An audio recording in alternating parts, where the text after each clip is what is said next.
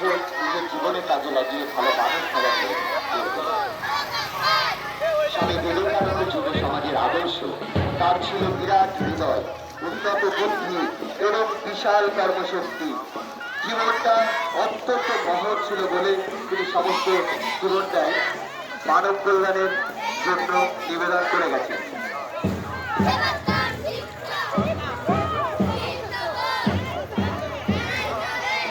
তার ছিল বিরাট হৃদয়, উন্নত বুদ্ধি এবং বিশাল কর্মশক্তি।